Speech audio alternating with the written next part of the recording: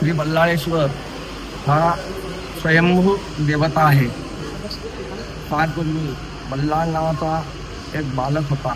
तो ह्या ठिकाणी यायचा. ह्या जंगलात हे जंगल होतं. ह्या जंगलामध्ये यायचा. मग एका धोंड्यासमोर बसून भगवान श्री गणेशाची तपश्चर्या करायचा. त्याच्या तपश्चर्येवर भगवान श्री गणेशजी प्रसन्न झाले. त्याच्यासमोर स्वयं प्रकट झाले ब्राह्मणाच्या स्वरूपामध्ये.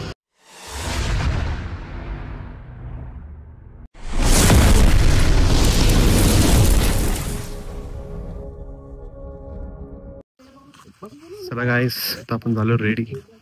आता आपण निघतोय डायरेक्ट पाली गणपतीला. मग तिथेच वगैरे काहीतरी जेवू आणि नंतर डायरेक्ट घरी जाऊया. चला ये इथे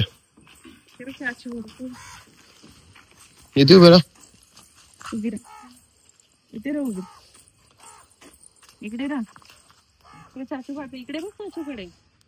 चिम्मा हॉटेल आलेली आहे.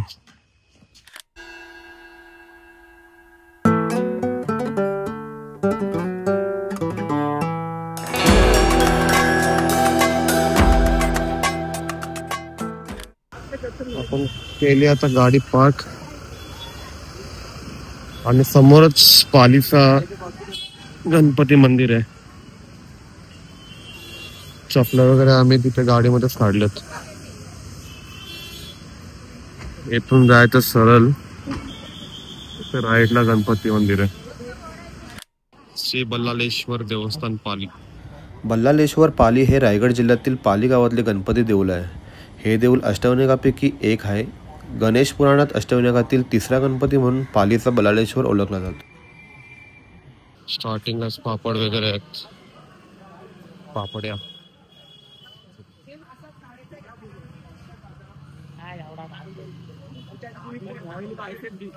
हे जमला पाहिजे का? हा पाहिजे ना.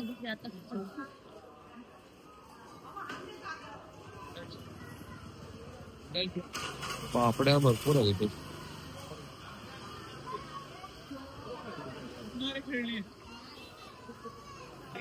इथे परंपरेनुसार प्रथम श्री धोंडीविनायक यांचे दर्शन घेतात. त्यानंतर श्री बल्लाळेश्वरचे दर्शन घेतात.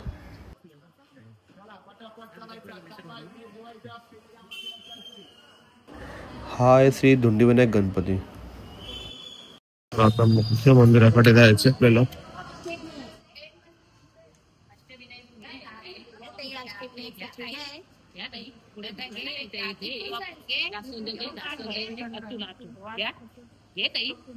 इथून जायचं. चला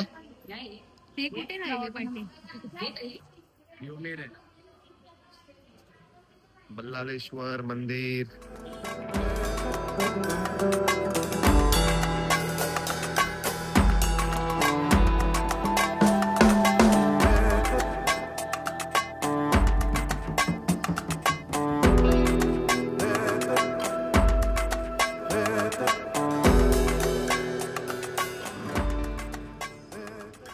सगळ्याचा मार्ग. आपल्या सोबत आहेत. आपलं नाव? माझं नाव श्रीनिवास लिमाये गोरंटे. या गणपती मंदिराबद्दल जरा सांगा. श्री बल्लाळेश्वर हा स्वयंभू देवता आहे. फार पूर्वी बल्लाळ नावाचा एक बालक होता. तो ह्या ठिकाणी यायचा. ह्या जंगलात हे जंगल होतं. ह्या जंगलामध्ये यायचा. मग एका धोंड्यासमोर बसून भगवान श्री गणेशाची तपश्चर्या करायचा. त्याच्या तपश्चर्येवर भगवान श्री गणेशजी प्रसन्न झाले. त्याच्यासमोर स्वयं प्रकट झाले ब्राह्मणाच्या स्वरूपामध्ये. त्यांना आशीर्वाद दिला, वरदान दिलं की आजपासून मी याच क्षेत्रामध्ये कायमस्वरूपी वास्तव्य करेन. आलेल्या भक्तगणांच्या श्रद्धेने आणि निष्ठाने माझी सेवा करतील, माझे पूजन करतील, त्यांच्या सर्व मनोकामना पूर्ण करेल आणि आजपासून तुझ्याच नावाने ओळखला जाईल असं वरदान बल्लाळाला श्री गणेशांनी दिलं. आणि ते अंतर्धान पावले. ज्या ठिकाणी बसून बल्लाळ हा तपश्चर्या करायचा, ज्या धोंड्यापाशी बसून तो धोंडा म्हणजे धोंडीविनायक म्हणून सर्वप्रथम परंपरेने त्या ठिकाणी दर्शन घेतलं जातं. आणि त्यांना वरदान देऊन ज्या ठिकाणी भगवंत अंतर्धान पावले त्या ठिकाणी भूमीतल्या शिळावरती आली बल्लाळेश्वराची शिळा. म्हणून हा स्वयंभू भगवंत कृतयुगापासून आहे. पूर्वी हे मंदिर हे लाकडी घरवटा मंदिर होतं. साधारण 350 वर्षापूर्वी म्हणजे साधारण 1730 सालाच्या दरम्यान चिमाजी अप्पा पेशव्यांनी हे जे आता समोर मंदिर दिसतंय ह्या मंदिराचा जीर्णोद्धार केला. हे जे मंदिर आहे ते जीर्णोद्धारित मंदिर आहे. शिवाजी अप्पापेक्षा यांचा जीर्णोद्धार केलेला आहे. हे श्रीकाळी घटनेचं हेमाडपंथी बांधकाम शैलीचं असं मंदिर असून हा भगवंत पूर्वाभिमुख आहे.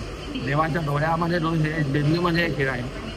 दक्षिणायन संपून जेव्हा उत्तरायण चालू होतं तेव्हा भगवान श्री सूर्यनारायणाची सूर्यकिरण भगवंताच्या मूर्तीवर येतात.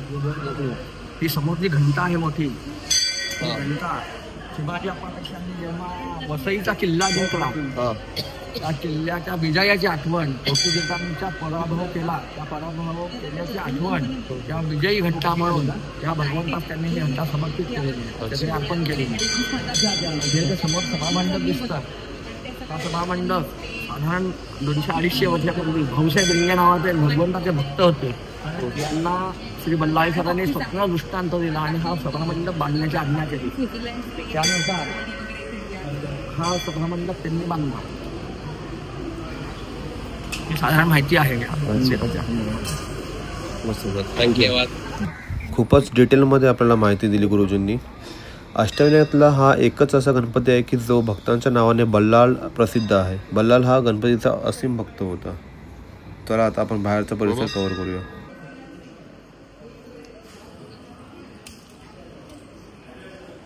लाईव्ह दर्शन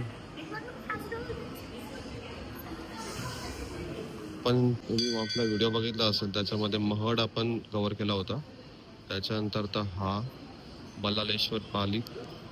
बाकीचे पण आपण मंदिर करणार आहोत हळूहळू.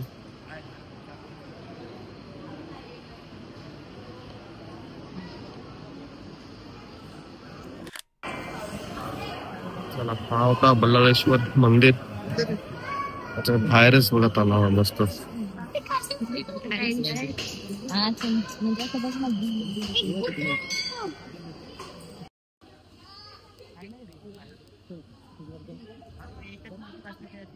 ते कसं आहेत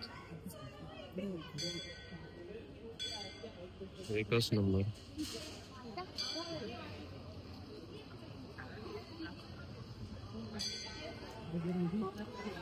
बघा किती मोठं आहे.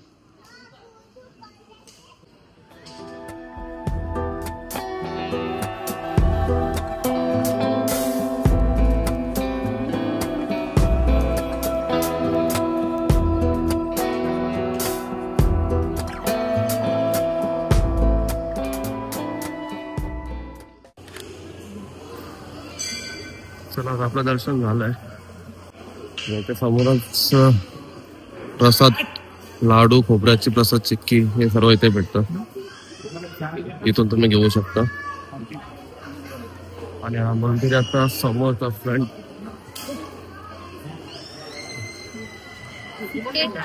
काय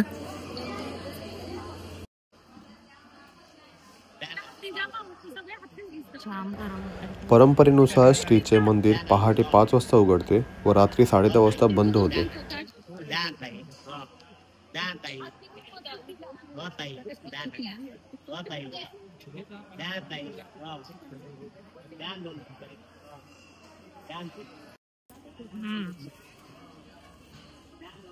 जामला एवढा थांबला नाही बा.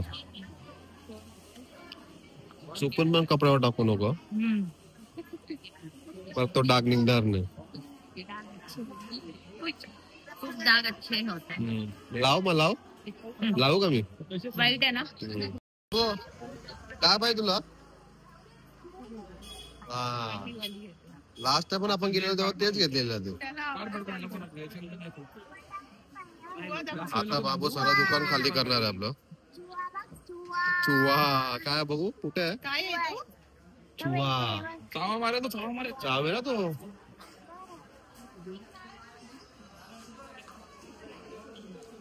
घेऊन मस्त कोकम आहेत. कोकम आजपर्यंत मी ट्राय नाही केले कधी. ट्राय करतो. हा ते बोलतो गोड आहेत म्हणून बोलू थोडा घेऊ ना.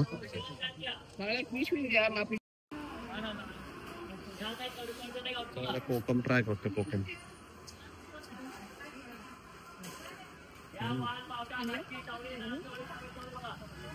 थोडा आंबट आहे.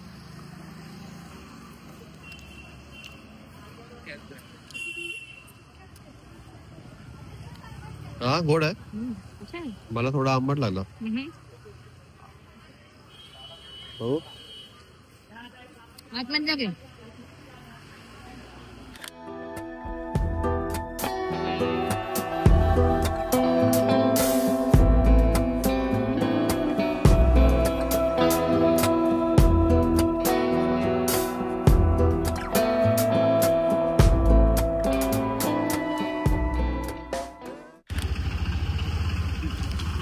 चलो आता आपण पोहोचलोय घरी.